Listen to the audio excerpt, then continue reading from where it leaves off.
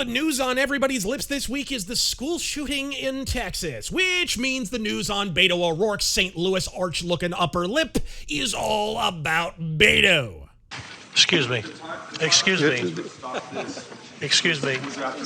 Sit down. You're out of line and an embarrassment. Sit down and don't play this stuff. The next shooting is right now, and you are doing nothing. No, you need to get his out of here. This isn't the place to talk this over. This is totally predictable when you... Sir, you're out of line.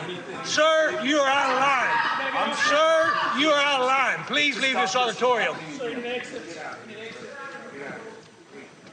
I can't believe you're a sick son of a bitch that would come to a deal like this to make a political issue.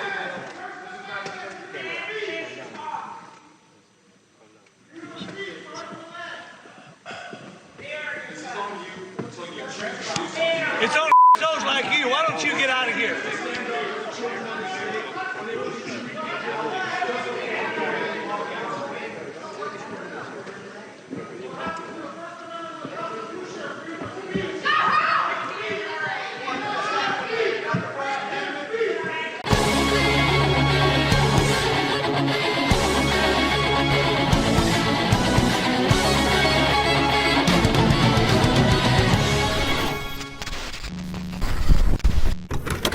Frankly, the mind reels at the unlikely prospect of a firearms ban, not because of the authoritarian underpinnings or the mad dash to my local fishing hole, but because without guns, what the fuck is Beavis and Beto gonna shoot himself in the fucking foot with? There is not a pile of bodies in existence the modern DNC cannot confuse with a fucking soapbox. Optically speaking, this outburst had the unbridled allure of a burning children's hospital. But if you doubt Beto blew his own fucking foot off here, try to bear in mind the man is only days distant from announcing a course correction on his prior very public pronouncement of a full-blown door-kicking AK collection party on day one of his presidential election. To what remarks do I refer? Oh, I doubt you don't remember this little ditty.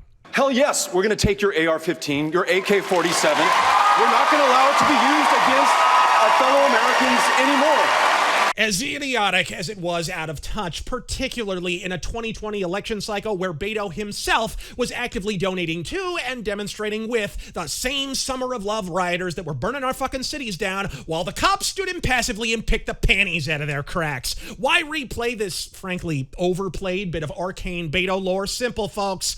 Because after failing with flying colors in the primary, even losing out on that fabled gun czar position Biden promised him over a 5-course meal at fucking Whataburger, Beto, or more likely one of his newly hired gubernatorial advisors, elected to get elected this time, which means he'll have to pull one of the many maneuvers he's incapable of executing atop a skateboard.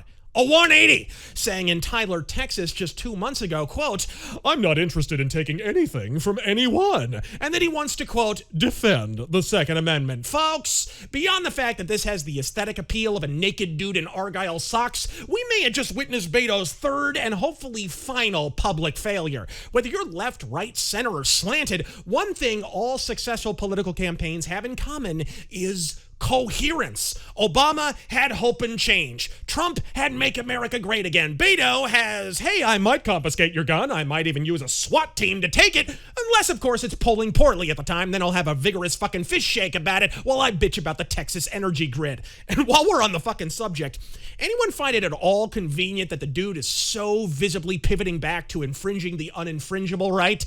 Mere weeks after he was slapped with a defamation lawsuit from the Texas energy companies, he's essentially shaped his entire campaign around defaming for the past 5 fucking months. This is both convenient and, in my opinion, a massive misstep for old Beto blockers. After the firearms issue almost single-handedly immolated his Senate and presidential campaigns, Beto took a more disciplined and frankly fucking counterfeit stance in his approach to the Texas governor's mansion. But to the modern DNC, dead children aren't a tragedy, they're a fucking campaign poster. And before the corpses were cold, there was already more finger-pointing than Movie Bob at Dunkin' Donuts. And as the siren song of self-righteous grandstanding steadily erodes Beto's formerly moderate stance, simple campaign incoherence is gonna torch this twink like Sodom and Gomorrah. And so no sooner had he disavowed door-to-door confiscations than he's suddenly slapping his salami to the very thought of a statewide Waco rollout. You know, I really shouldn't help the left, but frankly, it's approaching agonizing to watch at this point. So against my better judgment, I am about to interrupt my enemies while they're making a mistake. Folks, gun control, deader than Epstein. And unlike the aforementioned, it was a fucking suicide. Sure, you pushed that assault weapons ban back when no one was paying attention to politics in the 90s, but every year fucking since its repeal, you've been BTFO'd fucking habitually. Allow me to contextualize what a world-class loser the gun control issue actually is for the Democratic Party. Maine. A state with nearly as many deep blue voters as bad accents. A more ideal location for gun control country one could scarcely devise. A 2016 provision to require background checks for each individual gun sale, a comparatively moderate measure when juxtaposed against Beto O'Rourke's RoboCop proclivities, was polling dozens of points ahead, peaking out at a lead of over 40 fucking points heading into the election. Every town for gun safety, even Chairman Mark Kelly's gun control humping Giffords PAC, donated motherfuckloads to the Maine law, outspending the NRA in the state by a near 7-1 margin. And then Maine actually voted on the damn thing, and it flopped like fucking Morbius. And that was in 2016, prior to the fentanyl Floyd festivities and subsequent historic spike in new gun owners. Today, Maine is a constitutional carry state. Half the fucking states in the union are now constitutional carry states. If you run on this issue, you can fire mail-in ballots from a fucking cannon and still lose by 70 points, and the wounds will be self-inflicted, you simps. And indulge me for a moment, because I am genuinely curious.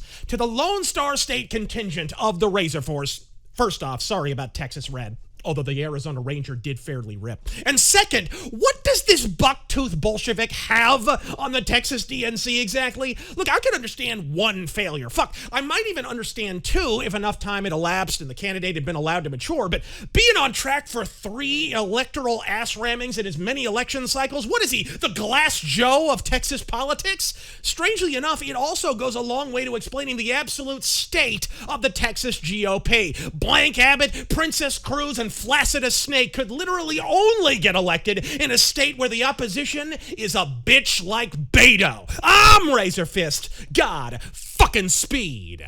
When he tried to match the Ranger with the big iron on his head, big iron on his head,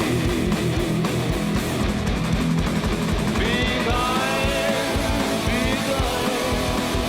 when he tried to match. We need all Texans to, in this one moment in time, put aside personal agendas, think of somebody other than ourselves, think about the people who were hurt, and help those who have been hurt. Is this about me? No. Well, then I've lost interest.